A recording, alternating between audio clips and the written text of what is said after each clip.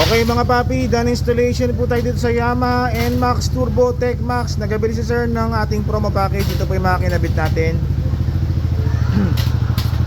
Zenlo X1 Plus 60 watts. So dito sa T-post natin nilagay ng Yamaha NMAX Tech Max. Pwede ang ilaw po niyan, low beam white, high beam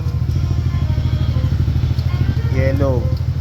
Okay, ito yung switch, domino 3-way switch, side mirror mount.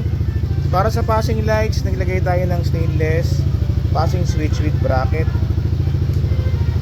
So bali, pag nakapatay na ganyan, pwede siya mag-passing, low beam, passing, high beam, passing. Sa busina ni sir, ang kinabit natin PAA auto style horn, dual horn setup with pre-rapid horn and combo light. So yung horn selector natin, yan, halo switch sa gilid.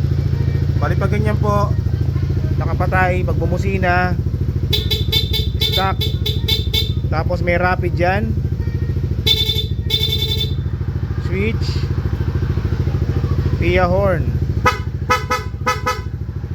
rapid. So meron siyang kasama ang rapid mode tsaka combo lights.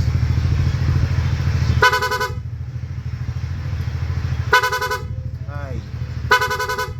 Okay, so itong promo package na to is 4,800 pesos. So available po yan dito sa Scooteristas online shop.